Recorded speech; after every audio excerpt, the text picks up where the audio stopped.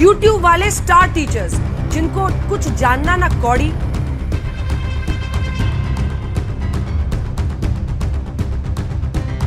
क्या सच में YouTube पर पढ़ाने वाले शिक्षक दो कौड़ी के होते हैं? अगर ऐसा है तो फिर लाखों छात्र सरकारी नौकरी, IIT, नीट और UPSC जैसी परीक्षाएं पास कैसे कर लेते हैं? एक बयान ने देश भर के छात्रों और शिक्षकों के बीच ऐसी बहस छेड़ दी है जो अब सिर्फ एक एंकर और कुछ टीचर्स तक सीमित नहीं रही, बल्कि शिक्षा, मीडिया और युवाओं के सम्मान का मुद्दा बन गई है। नमस्कार, आप देख रहे हैं न्यूज गंगा। मैं हूं आपके साथ अंकिता।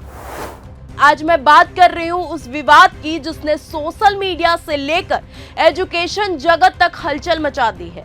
आज तक के वरिष्ठ एंकर अंजना ओम कश्यप के एक बयान पर देश भर के YouTube टीचर्स और छात्रों ने कड़ी प्रतिक्रियाएं दिखाई हैं। सवाल यह है कि आखिर ऐसा क्या हो गया जिससे लाखों छात्रों को नाराजगी देखने को मिली है।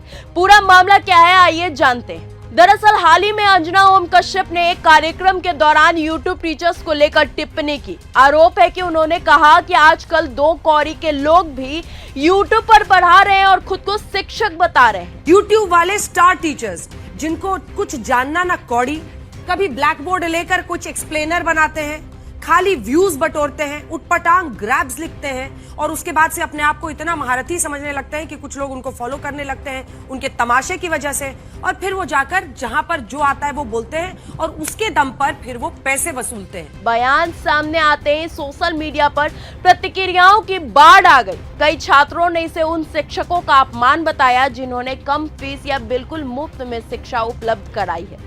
सबसे तीखी प्रक्रिया शिक्षकों की तरफ से देखने को मिली है। लोकप्रिय एजुकेटर अभिनय मैथ्स ने खुलकर जवाब देते हुए कहा कि उन्होंने सरकारी नौकरी छोड़कर लाखों छात्रों को मुफ्त शिक्षा देने का रास्ता चुना है।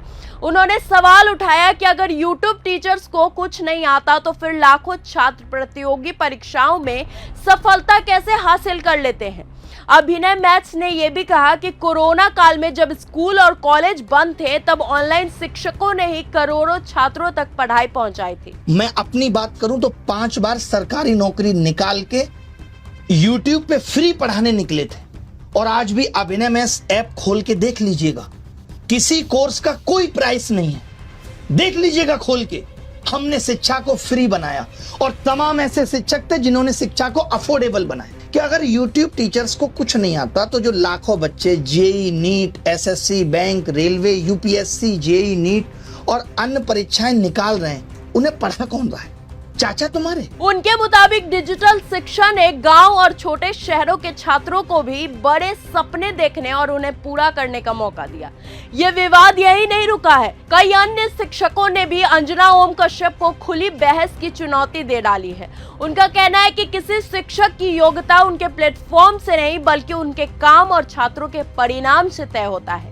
अब ये विवाद ने एक बड़ा सवाल खड़ा कर दिया है कि आलोचकों का कहना है कि जब देश में पेपर लीक, बेरोजगारी, शिक्षा व्यवस्था जैसे गंभीर मुद्दे मौजूद है तब मुख्य धारा की मीडिया को उन मुद्दों पर सरकार से सवाल पूछना चाहिए, लेकिन इसके बजाय शिक्षा देने वाले लोगों को निशाना बनाना कहां तक उचित है।